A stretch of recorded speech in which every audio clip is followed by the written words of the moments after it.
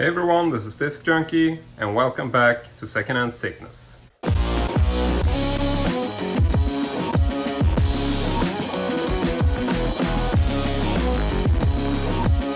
And so today we're actually starting off at the reviewing table, which might seem a bit strange, but today's video is actually a bit strange on its own. And so you might be wondering why I'm standing here with a local magazine. Well, the thing is that this particular magazine, which is called Mitt Roslagen, and it's one of these sort of local county magazines. A while back, one of my sort of acquaintances, or rather one of Anna's acquaintances, he had sort of posted on Facebook that he was looking for people who might have sort of an unusual hobby, if you will.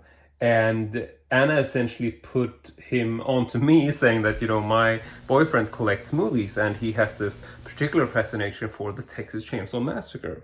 And so we started talking, and I essentially explained to him that, I've been collecting this movie for quite a while, and, I essentially bought many copies of the same films. And he definitely got into this idea and thought it was a really peculiar interest, and he came by and did one of these little story pieces on me. So there's actually a 2-page article in this local magazine which talks about me and my collection. So this was really cool and unique for me. I don't think I've ever actually been in a magazine, and the title here says that the film collector in my local county, which this heading, has 310 unique copies only of the Texas Chainsaw Massacre. So that was sort of the main point of the story, but it goes on to talk a bunch about, my film collecting in general, and just, some pics of my collection and sort of why I do the things that I do. So this was a really fun thing, and there is a digital version of this. This is printed in Swedish, obviously,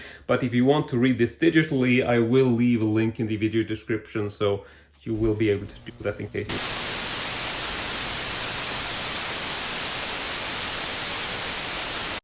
Exact number. This is from... There you can just see the date, in case you want to look this up and try to read it physically, in case you are in the same region as me. But so why am I standing here talking about this local magazine in my Secondhand Sickness video?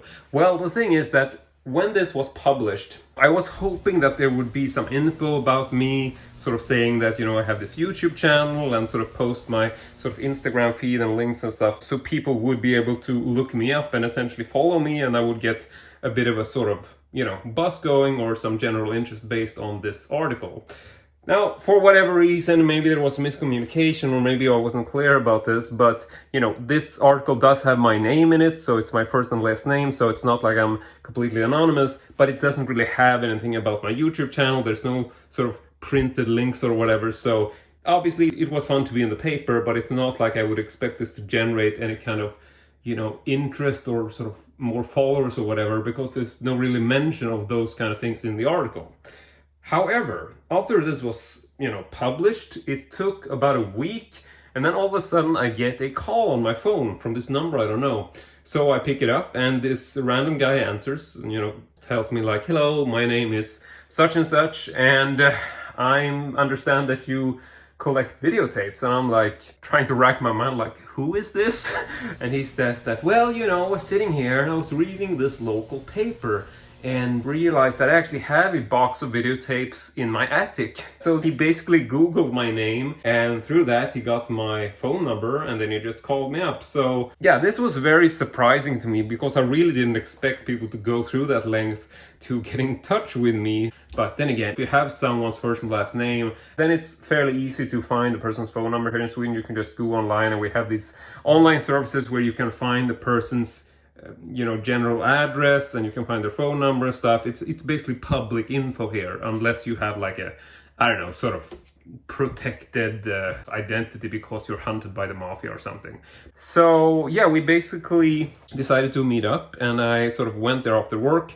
Completely random guy. I didn't know much about his age, but I sort of asked him when we were talking on the phone, would it be possible for you to send me some pics of the stuff you have, so I will know if it's like worth the drive, because it was like 20 minutes away or something. And he's like, I'm sorry, you're talking to the wrong generation. So yeah, he couldn't really figure out how to send a photo with his phone, But that was also a pretty good indication for me because, you know, if it's an old guy or an older generation, then maybe he would actually have some cool stuff in that he would have old tapes. Who knows? It was a shot. So I drove over there, and this whole trip did actually end up with some tapes for me. And I want to mention that these weren't actually free. I was hoping he was just going to give them away, but when I picked everything, he sort of went like, you know, so how much would you pay me for this? And I'm like, oh, okay. So I gave him an offer which was 20 Swedish crowns per tape. Some of them are worth that, some of them are not. But I just thought that this was such a nice story to tell you guys, and I really liked the idea that he called me. It just feels like that's a heartwarming gesture, so I really wanted to pay this guy something for it when he at least asked. So let's just go ahead and check out the tape. Sorry that this introduction became so ridiculously long. So first up, I was able to pick up this double tape of Lonesome Dove, and I don't know, I can't say that I'm, you know, too familiar. I mean, I know the title, but it's not something that I've watched to a large extent. And this also is sort of like a cut box in that, you know, it used to be 2 tapes, but they've sort of trimmed it. And so I wouldn't say that this is of particular value, but this was one of the older rental tapes in the bin or the bag or the box or whatever that I felt like, you know, I wouldn't mind owning that. So I picked it up because I wanted to pick up as many tapes as possible so he would feel that, you know, I got something out of it and that it was worth the, you know, meetup. So that's the first one. And then secondly, I found a couple of these cardboard sleeve editions, which aren't too common in Sweden. And these are all Swedish editions. And the first one, or the next one here in the lot, is The Gun of April Morning. Not a film I am familiar with, but it's one of these sort of old variations in that, you know, these VHS tapes are from a certain age. You can also see a bit weird, they actually write the title by hand on it. But yeah, this is an official release from this old company called Golden Video, and this is, yeah, they're a bit weird in their design. So you get some of the stuff, you know, plastered on and handwritten, and there's also some damage on the top there. But I felt like, you know, that's a tape I might as well pick up. So that's the second one I got. Next up is another one from Golden Video, and this was more interesting because this was for once in better shape and also a more interesting and cooler title, which I can't really find too much info on. I mean, I know the title, but can't find too much info on this particular release. But this is a cardboard edition, so pretty good shape. There we got the back. And once again, this is also, I think basically we're talking 20 Swedish crowns per tape, and then I made like a total price for that. This one doesn't actually have the title written on it, but it does have the Golden Video little label there, so I would assume this is the right tape because I basically took all of the Golden Video films that he had, and these were the only 2, so I would assume that this is the right tape. I haven't actually checked it yet, but yeah. So that's that. And then I was sort of thinking like, well, that's basically it, because I didn't really see anything. When I was browsing through the tapes, I saw some of these spines like this, and there were so many spines there that were just either like just tape spines, which were blank, or seemed like they were home recordings. And then there was also some spines that were just, you know, cardboard boxes, but they were blank, sort of like this one. And so I didn't really take an interest in this at first. But then I felt like, you know, might as well check what that is, because it doesn't look like one of these home recording tapes. It actually looks like a anonymous sleeve, which is a bit odd. So I picked that up and I realized that this is actually one of those sort of mail order products, which is actually an erotic or adult title. So this particular one is called Spanish Lulu, and then it has like a program sticker on there, or a program sort of kind of like a spine number. I don't even remember if this doesn't even have a label. Haven't checked this, I'm not sure if this is the right tape, but I would assume it is. You know, it's generally, sort of looking through the other stuff he had, it felt like everything I looked at had the right tape in it. So yeah, hoping it's the right tape, but this was an adult title, so was very happy to find this. And so I dug around and actually realized that there were 2 more adult titles in this lot. So the next one, which I obviously picked up, is this one.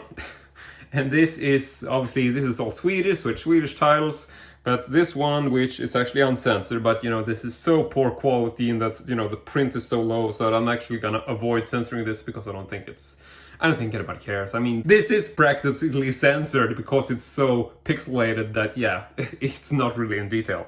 But anyway, this film is called Grab Me on... This is such a bizarre Swedish title because they use sort of like this sort of street lingo or whatever you would want to call it from the 80s, which is very corny today.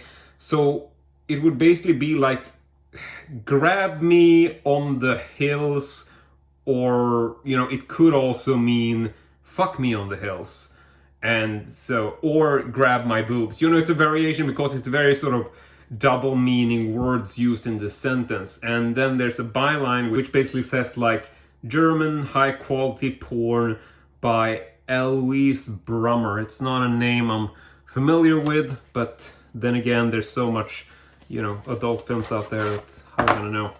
So this is also actually a retail cassette, according to this, which is from a bizarre company called the Video Depot. And I can't really, you know, the Video Depot isn't even mentioned on this, but it does say P16 there in handwriting, which matches the cover here with the sort of catalog number, I would assume. So yeah, this is also one of these, as I understand, I think this is one of those mail order titles which you could order to you know, get through the mail. So that's the two adult ones, and then we have a third adult one, which is also the last tape I got from this guy. And this is called Hotel Intime, or Hotel Intimacy. It's actually a longer title because there's actually a sort of over title here, or what you would say. So the full title is actually Wild Sex Orgies at Hotel Intimacy.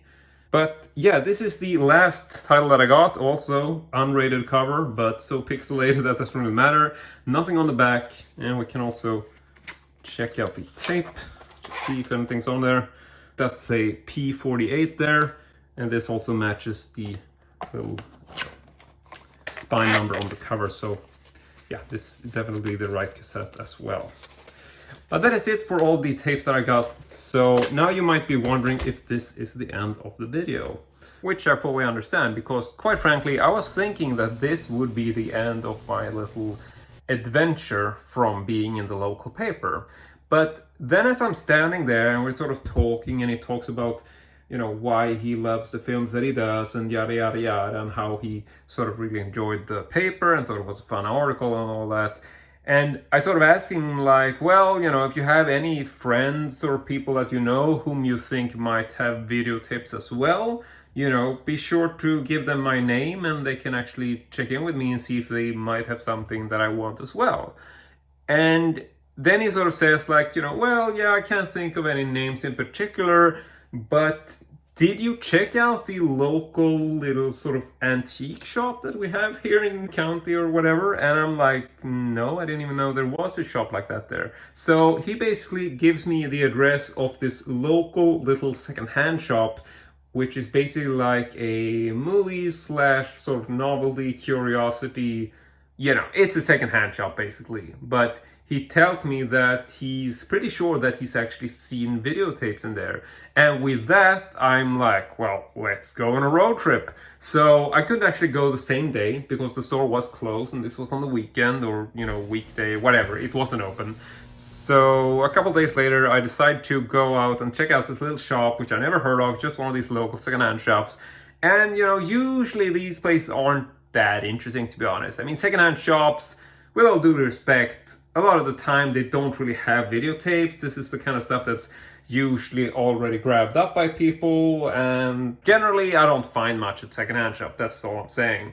But this shop seemed a bit different because, for one thing, it felt really much like a sort of shop which someone loved owning, and it seemed like it had a lot of sort of weird curiosity vibe to it. Just, you know what, let's just go ahead and check out the video, because I did actually film some of my time in this shop. So let's roll clip.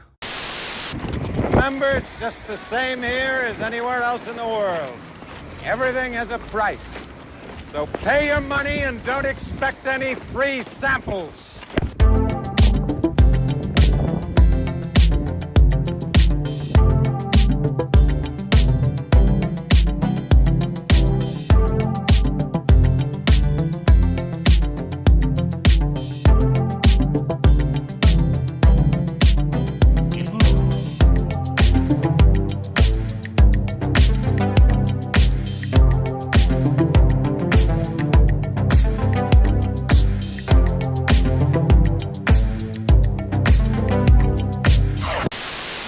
so there you might get a bit of a sense of what the shop actually looked like. But the thing is that this wasn't just a fun little shop. Turns out that the guy who owned it, the first thing that he tells me as I'm walking into the shop, he's like, "Aren't you the guy who was in the local paper yesterday?" And I'm like, "Yeah, that's me." So as it turns out, this really opened up a bit of a connection between us, and we started talking. Turns out that he is actually someone who worked in the VHS industry way back in the day, like when video stores were opening here in the 80s. He was one of these people who was importing videotapes from the UK, and he tells me these stories of what a bizarre and sort of Wild West kind of atmosphere it was back then. Like, people were just bending the law, some people were getting busted for bringing in these bootleg tapes, and yeah, it was just wild scene as far as VHS is concerned. And so sadly, he tells me that he doesn't really have a lot of those tapes left. He does have a couple which he have saved for nostalgic reasons, but he has those at home. But I did ask him to sort of send me pics of that, and we'll see if anything comes from this. But I did have a really nice time talking to him and also walking through his little shop, which is actually quite full of DVDs, Blu-rays, and I was really surprised that there were a lot of import and really unusual limited edition DVDs, which, would be typical stuff that you would find in my collection, early stuff like Criterion Collection editions, steel books, slipcases, and a lot of really odd imports which you wouldn't see in your regular sort of random secondhand shop with DVDs. So that was really interesting, just rummaging through this and trying to find some stuff that was worth getting.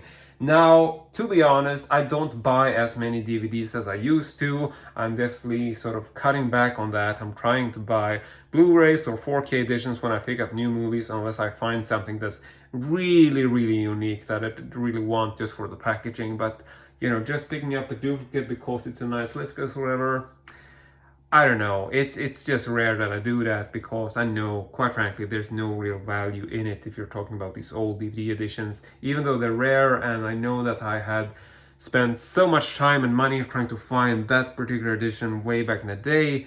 Today, I mean, it's just not worth the money. I can't really resell it at any kind of value, and so most of that stuff I decided to pass up on.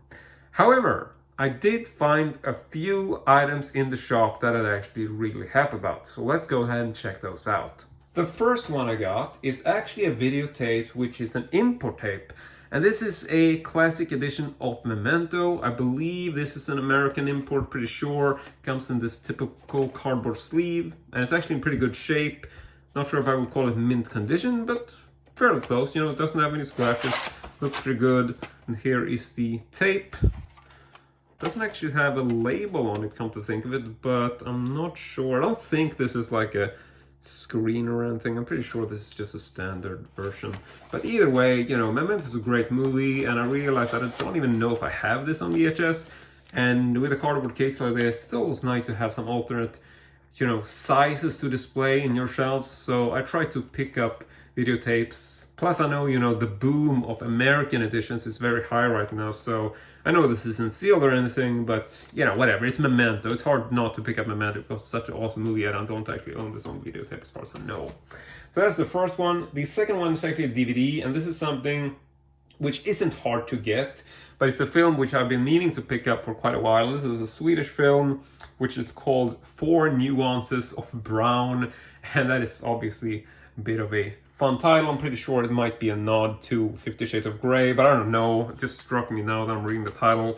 So this was, I believe, 50 Swedish crowns, which I'm pretty sure is an overpriced, but this is an old release. It's out of print, and it comes in this jewel case. So a lot of the time you find this, it would actually be cracked and stuff like that. So for that reason alone, I felt like, well, I do really want this in my collection, and I'm surprised I haven't picked it up. Plus, you can't buy it new, so it's, I was just happy to find this in good shape. And even if it was a bit overpriced, I felt that I wanted to grab as much as I could from this guy, so he would feel that, we have some sort of repertoire and I get something out of this. So it's not just walking around like every other customer and not buying anything. So picked up Memento, picked up this. This was 50 crowns. Memento was just 10 Swedish crowns. So that's like $1. So, not any kind of money to speak of. Next up, the last item in the lot, which was also a bit of a surprise, because I had forgotten that this release existed. And this is actually a VHS release. It's a rental copy, so fairly late rental copy as far as history goes. It's not an old 80s rental, because this is called Cubic. And that's not actually the real title or the original title. The original title is obviously, if you haven't guessed it, Equilibrium. And this is an awesome movie. I love Equilibrium. Kristen Bale is awesome. It's just a really, really cool action film, which I think is basically underrated. I think it was really cool. I really enjoyed it when it got there. And so this is a Swedish VHS edition, but the reason why I was so excited to find this is because I know this exists, and I know that I've seen this on video rental shelves basically back in 2002 when the film was released. But what I had forgotten, which I thought was fun, is that this actually comes with this sort of foil style silver kind of cover. So this is basically printed on this special paper stock, which I understand this isn't really like a collectible. I think you can find this pretty cheap, but I had basically forgotten that this was released like this. So here you can see it has this super shiny sort of reflective metallic insert, and there's also a reverse cover for some reason, which is a bit strange. So this is basically just a non-reflective cover. That is so weird. I didn't even notice this when I picked it up. But yeah, so it has a reverse cover, which seems to be exactly the same cover. Or, well, the title is moved a bit and it's printed in matte rather than glossy. It's weird. I wonder why they did that.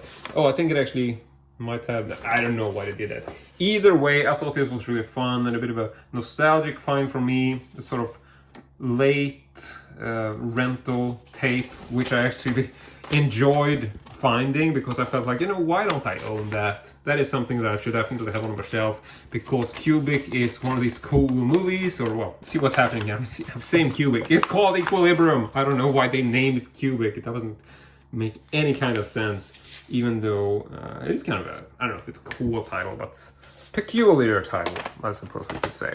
So yeah, this is Equilibrium or Cubic if you want to go the Swedish route. And yeah, I was really happy to find this. Cubic isn't actually a Swedish word, just mentioning that. This is just a, you know, English word, which for whatever reason they decided to market the film as in Sweden. I have no idea why. Probably because equilibrium is such a difficult word to say, and for Swedish we're like, what's it called? And yeah, it would just be easier to say cubic. But that is it for my lot today. So we actually ended up with quite a bit of stuff, simply because I was in this local paper with a little article talking about my collection. So we got the 3 erotic titles, we got the 4 nuances of brown, we got the cubic, we got the Memento, there's the Gun of April Morning, the Amen tape. God, yeah, it's actually quite a bit of stuff, and it's also hard to get this all in frame, so let's just go ahead and move things around like this.